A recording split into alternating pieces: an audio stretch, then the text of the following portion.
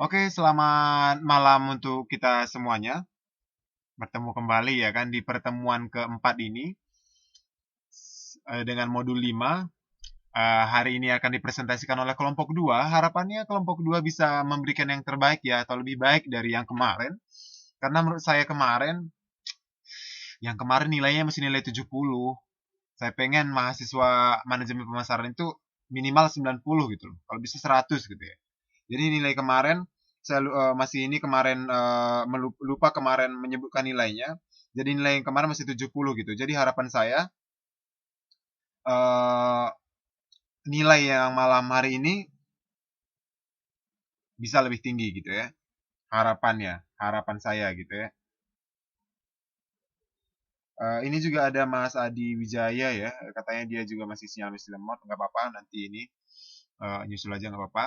Jadi harapannya ini Mas ketua kelasnya kemarin tolong catat dia setiap saya lupa di awal mengingatkan catat ini kita siapa yang hadir setiap minggunya. Tolong Mbak Rice dan yang lain ingatkan ketua kelasnya ya. Kemarin di awal itu saya kelupaan. Jadi di record setiap pertemuan kita siapa yang hadir gitu. Karena ini juga nanti ada penilaian gitu ya, masalah partisipasi siapa yang hadir, siapa yang ini gitu, siapa yang sering bolos gitu ya. Saya sih harapannya semua bisa hadir gitu ya, tapi saya juga mengerti gitu keadaan kawan-kawan bahwasanya tidak mudah gitu ya untuk bisa terus hadir gitu ya. Karena mengingat untuk bisa kuliah seperti ini aja pun saya bilangkan selalu saya acungi jempol gitu ya karena tidak tidak semua punya waktu gitu. Apalagi di sini memang tujuannya kerja ya kan.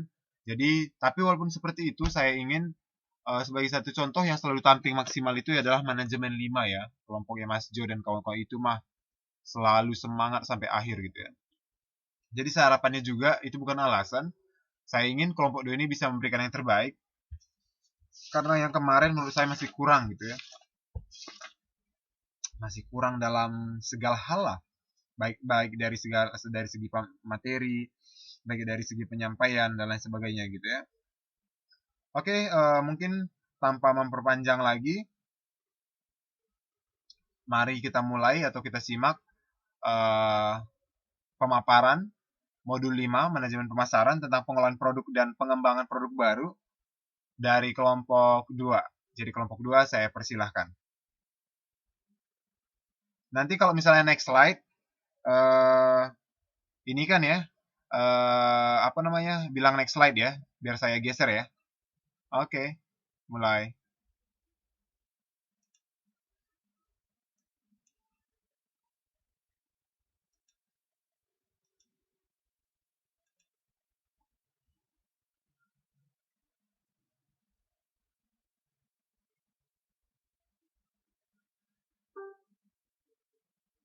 Oke, nggak apa-apa, saya tunggu.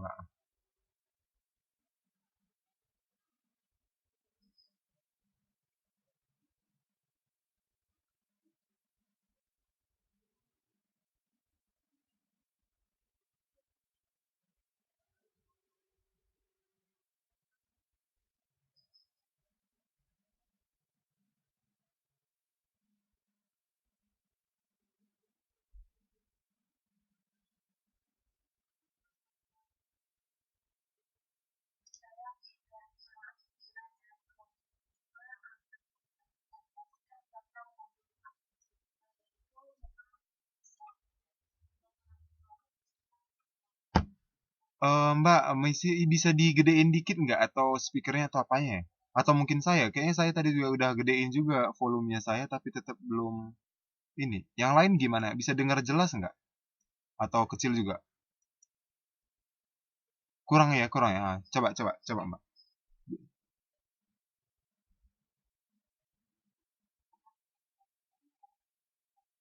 Ah, iya, tapi masih dikit sih.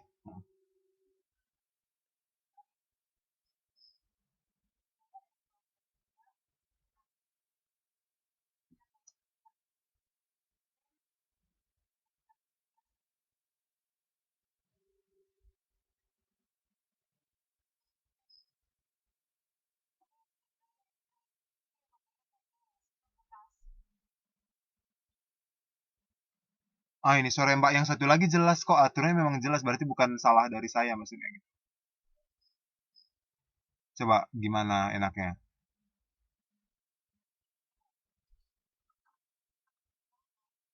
Iya, lebih mendingan. Ah, agak kerasan dikit aja ya, Mbak.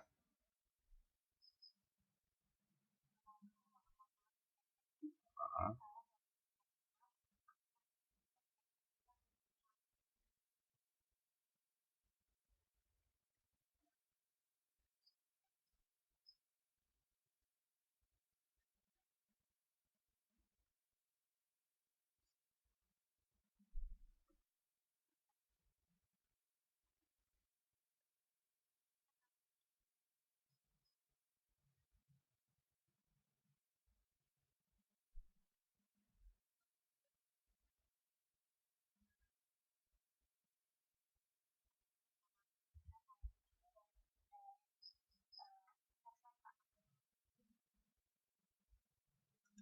oke.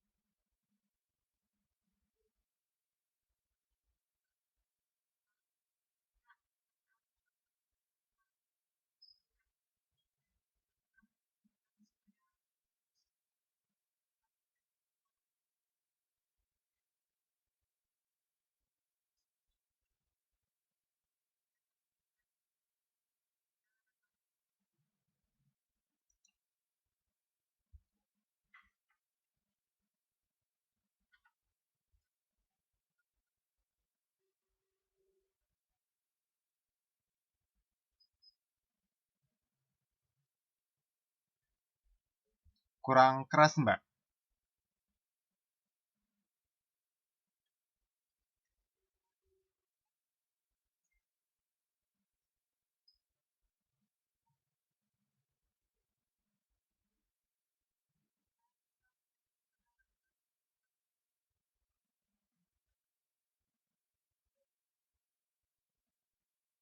Ya, halo.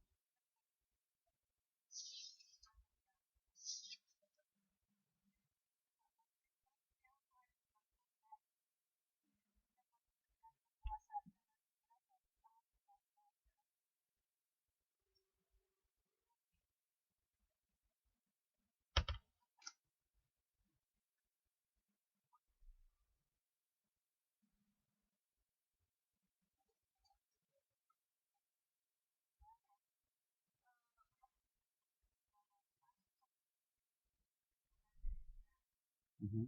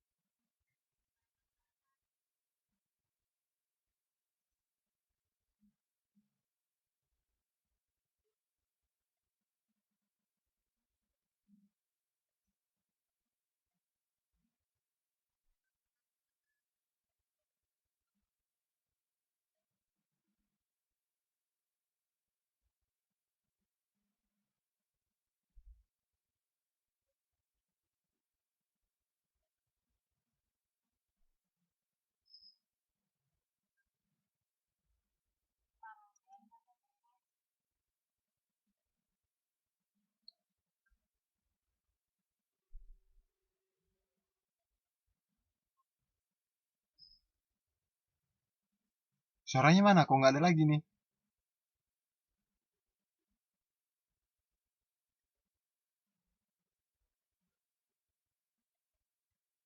Oh, Mbak Wiwi ya ganti ya.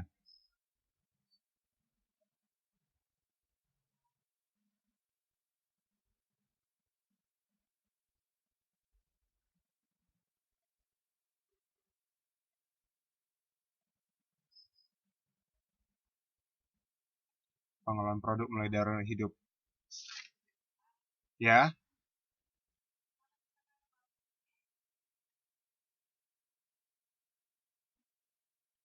nanti nanti yang presentasi ini siapa? Wiwinya mana?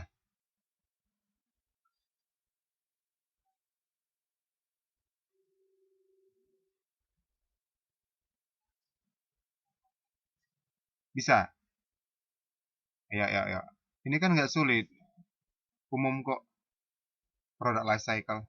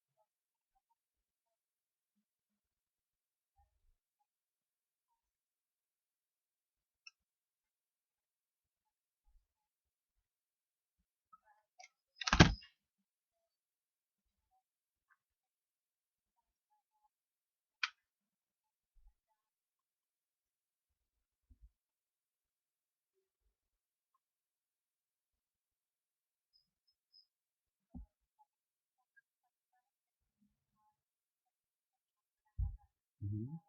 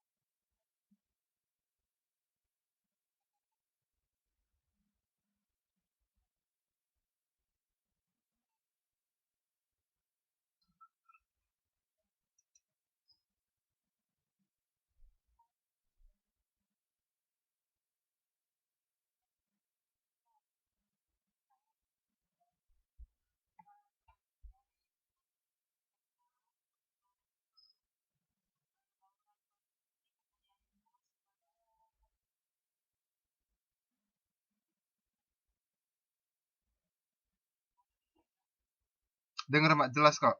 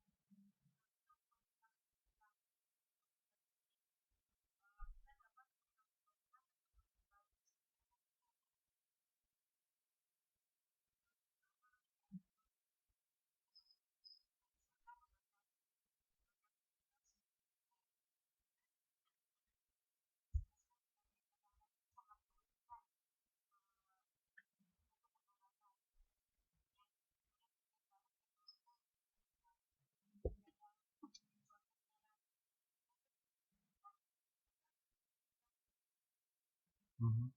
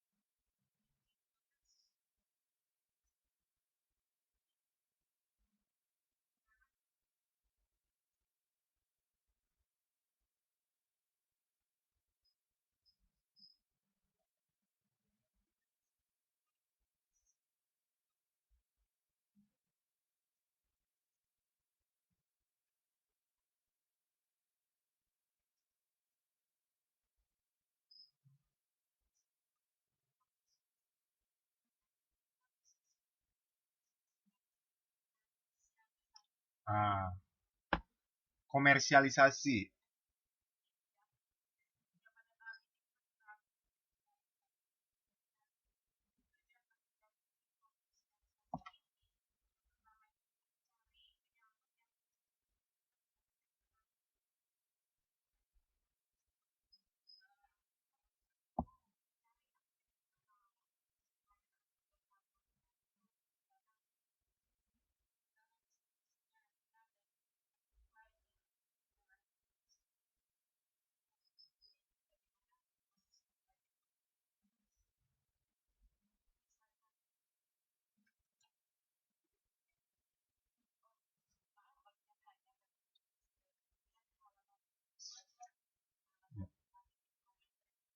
Ya, diinikan aja kali, dibacakan aja nggak apa-apa, Mbak. Kita kan punya buku semua.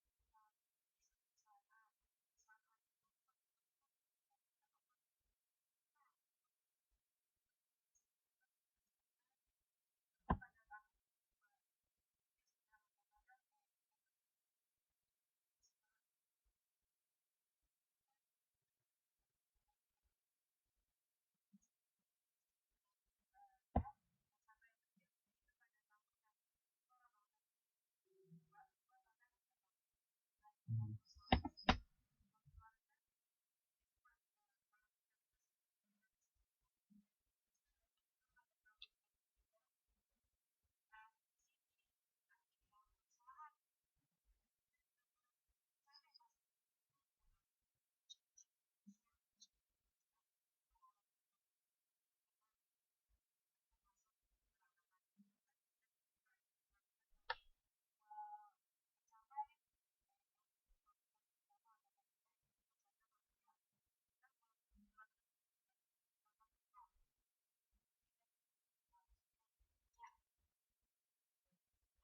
Oke.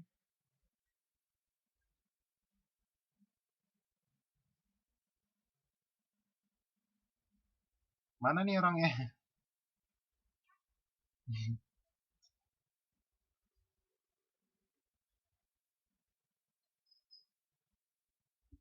Halo,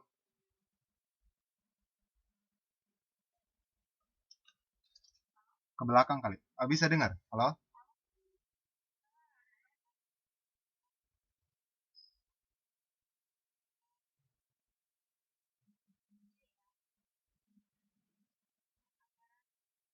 Dan jadwal.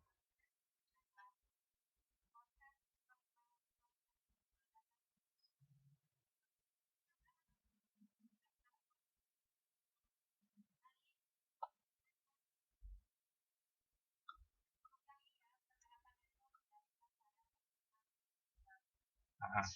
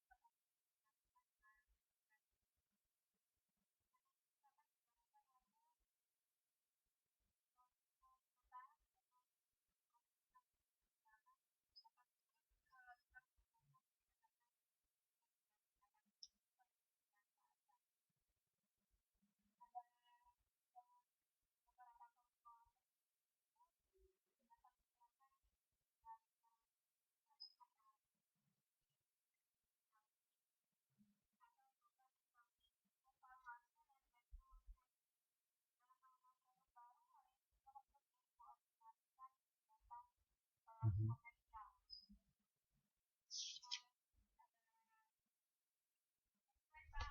Oke.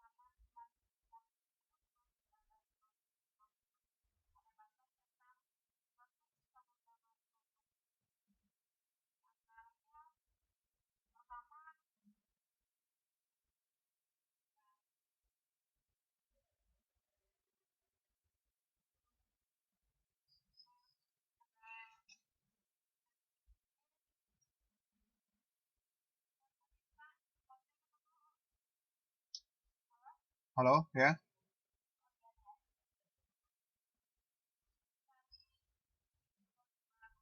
Ah,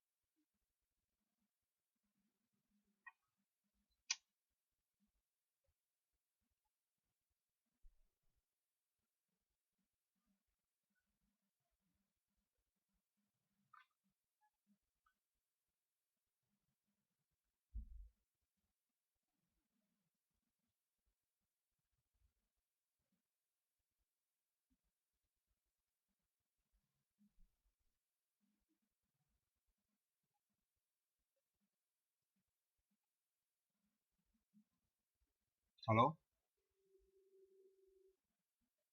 Ini udah atau gimana nih? Oh, bilang lah, makasih kayak apa. Saya jadi bingung. Ini udah selesai? Oh, baterainya habis ya? Oke. Oke, boleh.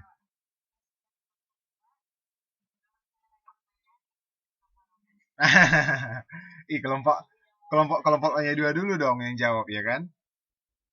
Oke, ada pertanyaan? Kalau tidak, biar saya rangkum. Ada pertanyaan dari kelompok satu. Ini saya ada pertanyaan untuk dua-dua kelompok sih. Jadi mungkin saya aja yang naik kali ya. Tapi sebelumnya saya mau nyampaikan dulu. Ini maksudnya seperti biasa saya menjelaskan, tapi pertanyaan ini akan saya tanyakan pada saat saya merangkumkan apa yang disampaikan oleh kelompok dua ya. Ya. Jadi pengelolaan produk dan pengembangan produk baru gitu. Ini merupakan sesuatu yang sangat penting bagi sebuah perusahaan gitu ya. Pertanyaan saya, apa sih pentingnya pengembangan produk baru?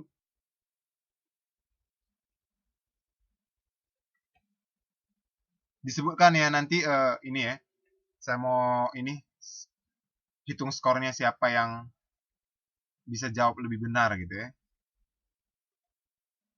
Dan lebih cepat tentunya gitu. Cepat dan tepat gitu. Biar tidak bosan untuk mempertahankan konsumen. Ada lagi?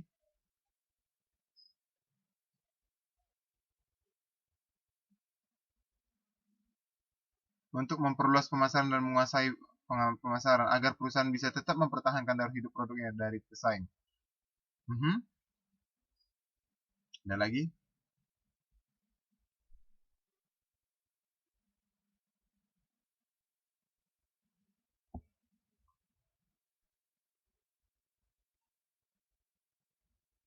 Oh, nggak ada lagi ya?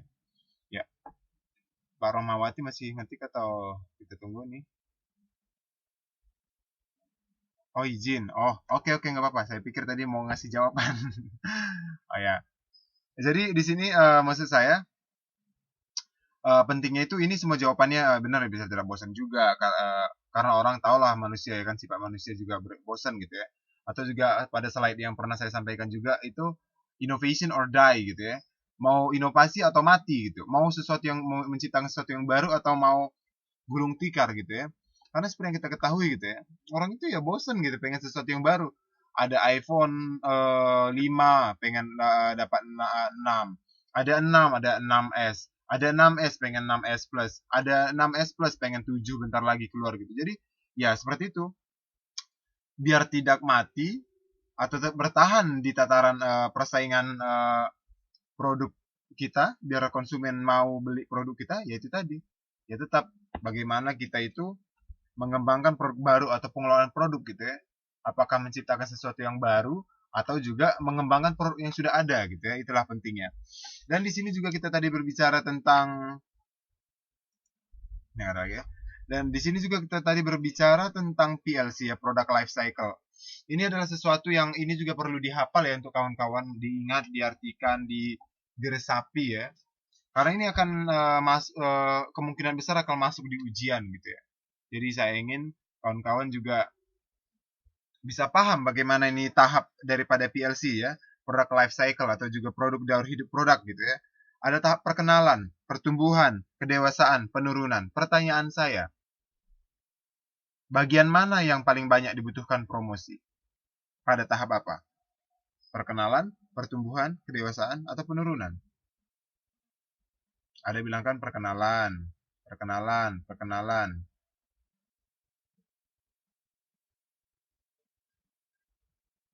Nggak ada lagi? Kira-kira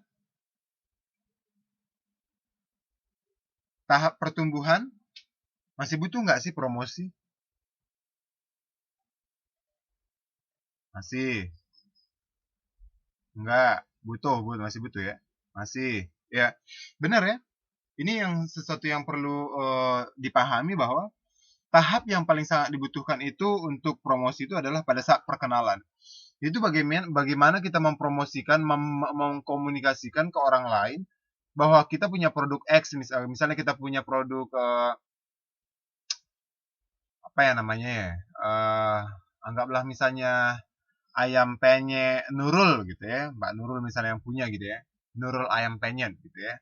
Jadi gimana Mbak Nurulnya juga mempromosikan jor-joran ke masyarakat, karena masyarakat belum tahu ya kan, belum tahu sebelumnya ada gitu.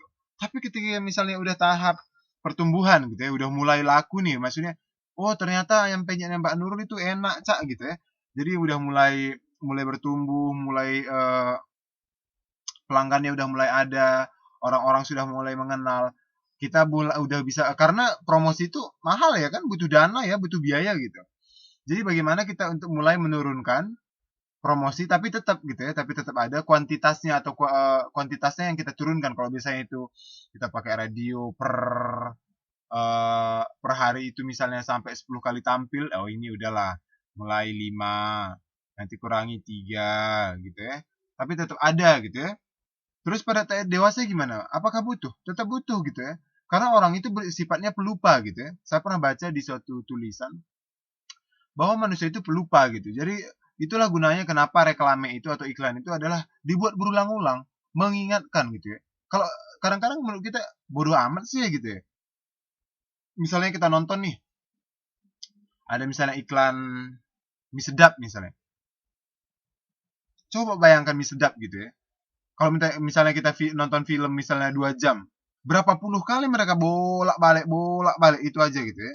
Itu tadi karena bagaimana mengingatkan kita gitu. Besok juga muncul lagi gitu ya, bolak-balik itu aja iklannya gitu. Ya itu tadi bagaimana mengingatkan kita gitu ya. Terus bagaimana tahap dewasa gitu, sama ya. Bagaimana tahap penurunan? Tetap juga gitu, masih gitu ya. Pertanyaan saya lagi, pada tahap penurunan, apa sih yang bisa kita lakukan? Udah mulai turun nih, misalnya udah mulai turun apa produknya gitu ya, minat orang tidak produknya. Apa sih yang bisa kita lakukan?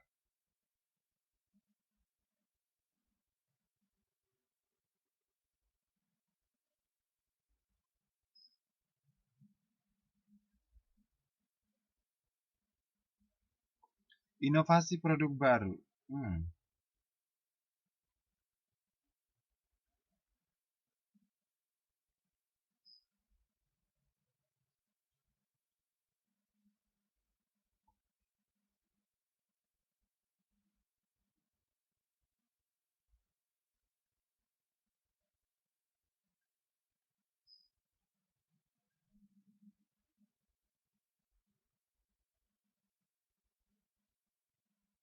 Menurunkan harga, inovasi produk baru. Mbak Enik mau bilang apa?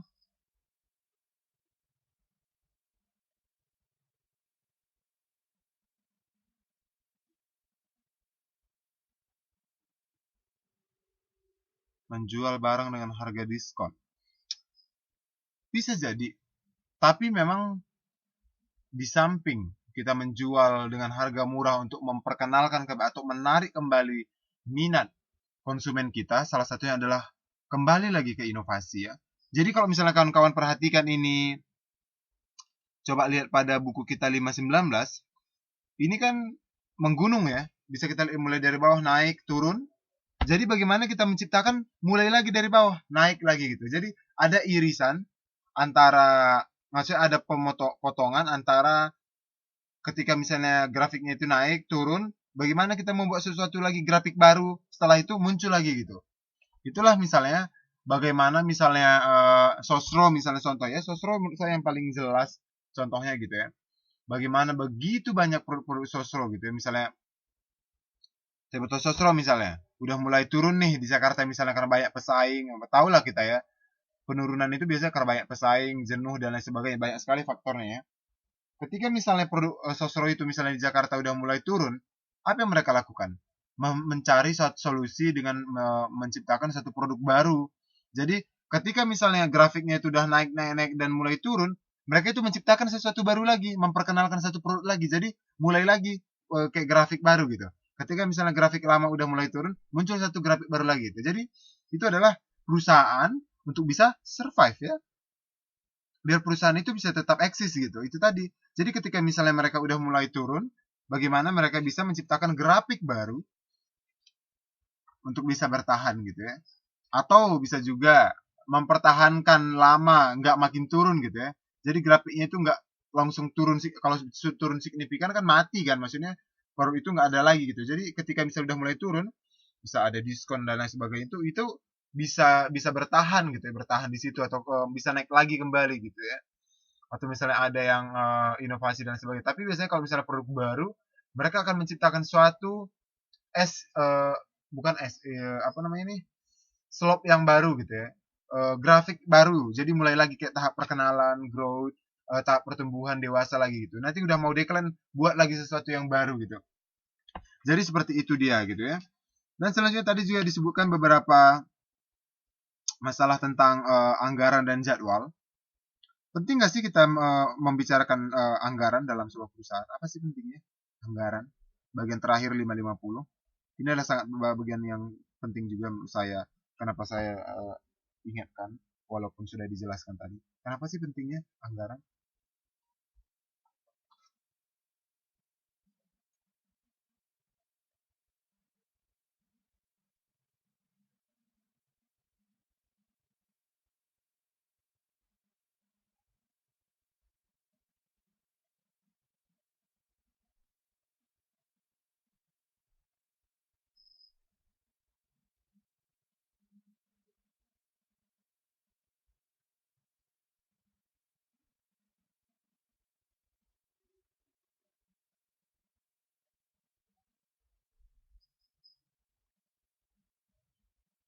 Kata Mbak Satini, untuk menentukan modal yang dikeluarkan dan pendapatan, kata Mbak Nurul. Mengetahui pengeluaran dan pendapatan, kata Mbak Eni. Kita tinggal 3 orang lagi nih. Kok ini aja yang jawab dari tadi ya? Padahal kita rame nih, 10 partisipan termasuk saya. Atau yang lainnya lagi tidur ya. Ayo yang lainnya jawab-jawab. Saya tunggu ini. Ayo apa? Kata Mbak Eni, untuk memudahkan menghitung input dan output. Ada lagi? Error dari tadi Pak, nggak masuk. Oke. Kata Mbak Raisa lagi error. Ya, jadi Mbak Eni masih menjawab.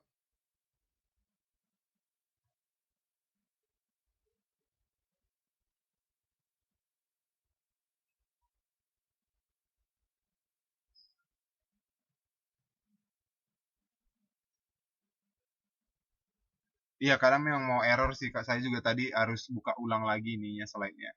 Karena error. Kata Mbak Eni sebagai cara untuk mengetahui pengeluaran dan pemasukan yang iya, benar ya.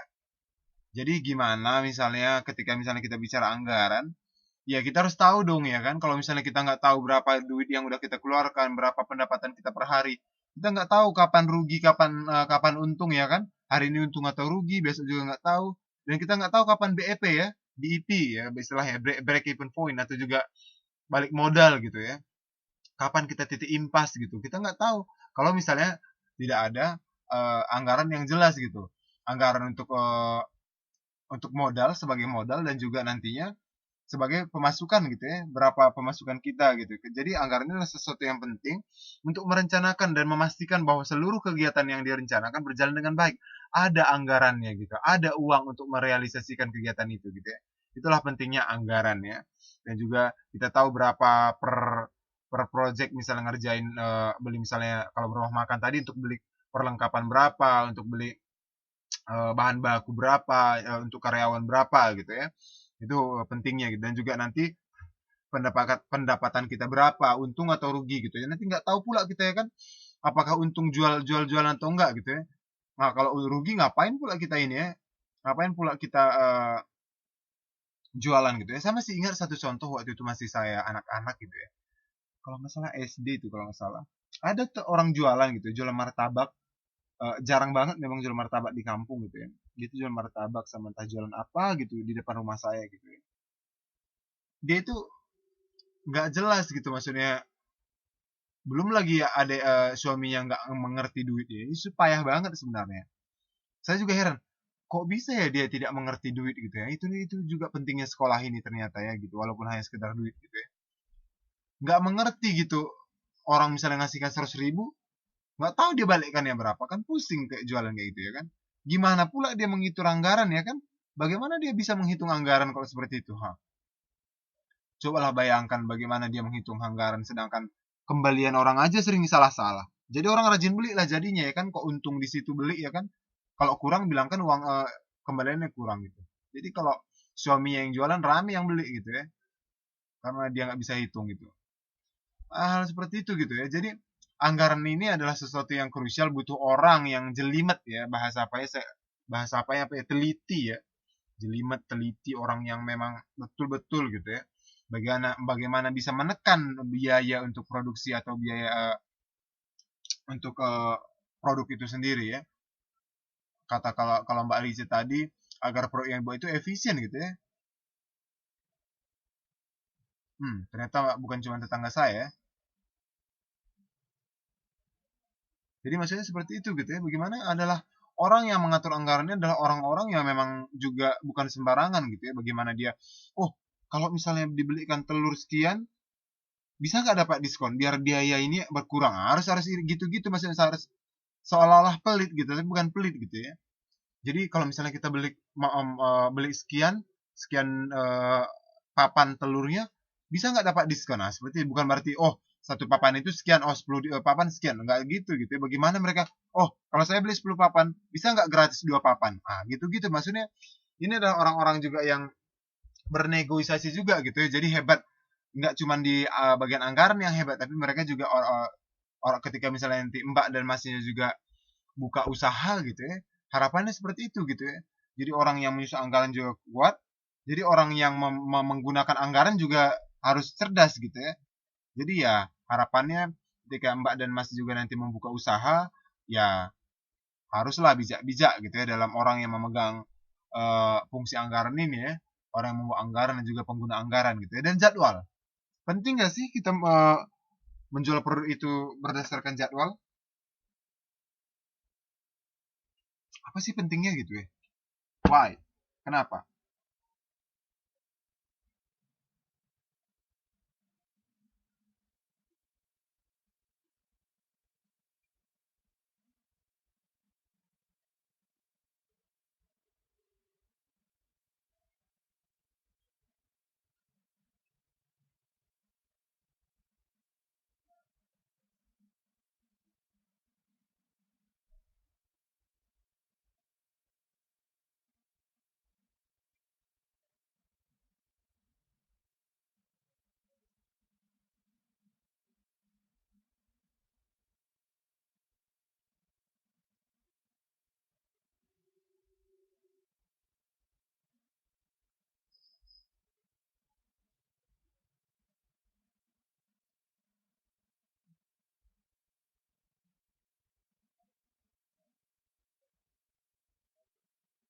Kalau kata Mbak Enik, penting karena untuk menghitung ketepatan waktu produksi. Kalau kata Mbak Eni, mengontrol pengeluaran. Kalau kata Mbak Satini, karena produk tersebut butuh waktu yang tepat kapan akan diperkenalkan seperti baju musiman. Membatasi produk. Betul ya, kata Mbak Satini gitu ya. Coba sekarang kita jualan baju baju hangat, laku nggak ya? Nggak ya? Jadi kalau kita mau jualan baju hangat itu launching nanti ya, ayam penyet, Mbak Eni atau juga apa waktu itu ya? Saya pernah dibawain mahasiswa itu makanannya, lumayan enak juga sih. Apa namanya itu ya? Cilok ya? Cinlok? Bukan cinlok, cilok. Cilok ya namanya. Cilok apa cinlok? Cilok ya? Cilok ya? Cilok ya. Itu saya nggak pernah aci di cilok. Lah. Iya namanya itu cilok bukan aci di cilok. Oh, cilok itu cinta lokasi beda, beda cerita, beda, beda. Iya, ya, cilok, benar, benar, cilok, saya ingat ya. Iya, berarti cilok. Jadi saya itu semester berapa dulu itu ya? Dibawain karena sering ceritain. Jadi cilok misalnya, ciloknya Mbak Satini misalnya gitu ya. Dia jualan cilok gitu. Dia mau buka opening gitu ya, opening cilok gitu. Ya cari dong waktu-waktu panen, waktu-waktu nanam gitu ya. Jadi orang punya duit, apalagi di kampung-kampung ya kan. Oh, itu makanan Jawa ya? Oh, iya karena di Medan nggak ada itu. Jadi waktu itu mereka sebutkan cilok, cilok. Apa itu cilok? Saya pikir pula cinlok waktu itu. Makanan, makanan. Barulah baru tahu. Ternyata kayak bakso gitu ya kalau nggak salah waktu itu ya. Bakso atau apa ya? Xiaolongbao ya, mirip-mirip gitu dah. Lumayan enak juga waktu itu. Jadi maksudnya seperti itu. Ketika misalnya kita buka misalnya, atau juga musim-musim dingin misalnya kalau di Taiwan itu kan enak kan? Iya kayak bakso kan kalau nggak salah ya. Jadi maksudnya ya misalnya kalau kita launching itu ya pasti bakal seru kalau misalnya musim-musim dingin ya kan karena bisa kita buatkan panas-panas pakai saus ya orang nggak suka makan kalau musim dingin ya kan kalau musim panas misalnya orang kalau misalnya kita keluarkan produk terbaru ice cream misalnya jangan keluarkan musim dingin nanti bisa sampai berlumut pun nggak terlalu banyak orang beli ya kan coba misalnya musim panas jualan es gitu ya pasti laris manis gitu ya nah itu dia itu pentingnya anggaran dan jadwal gitu ya jadi ketika juga nanti Mbak dan Mas buka usaha sangat perlu diperhatikan ini jangan asal asal buka kapan aja gitu tapi ada sesuatu yang Mbak pikirkan gitu oh kapan kira-kira ada duit orang kapan kira-kira karena kalau misalnya kita itu buka misalnya enak gitu ya dia cuma ngutang orang kalau tidak tepat waktu gitu ya stres sendiri jadinya iya kan stres sendiri gitu. Jadi itu dia uh, untuk modul ini dan nilai untuk kelompok kedua 75. Masih sedikit kurang dinaikkan lagi ya. Tapi lebih baik dari sebelumnya sedikit. Jadi minggu depan saya akan presentasi kalau modul 6. Harapan saya akan kasih kesempatan sekali-sekali lagi. Jadi saya akan mempresentasikan modul 6 untuk minggu depan peranan daur hidup produk dalam strategi pemasaran dan tapi kali ini kita mulai dari kelompok 2. Kelompok 2 akan mulai dari modul 7 dan modul 8 untuk kelompok 1. Jadi ini PPT ini akan saya gunakan sebagai nilai tugas. Jadi saya tidak akan ngasih nilai tugas lagi. Jadi tolong buat yang lebih sepenuh hati lah. Atau juga presentasinya dengan sepenuh hati gitu. Ketika misalnya coba bayangkan malam inilah misalnya. Mbak mempresentasikan seperti ini ke saya misalnya produk Mbak gitu lah. Entah produk apa gitu. Kira-kira saya udah setuju nggak ya? Saya udah yakin nggak ya dengan produk Mbak itu gitu. Maksudnya jangan ngasal asal presentasi gitu loh maksudnya. Grogi ya kata Mbak tadi juga ya ada yang bilang grogi gitu ya. Banyak juga sih bilang gitu ya.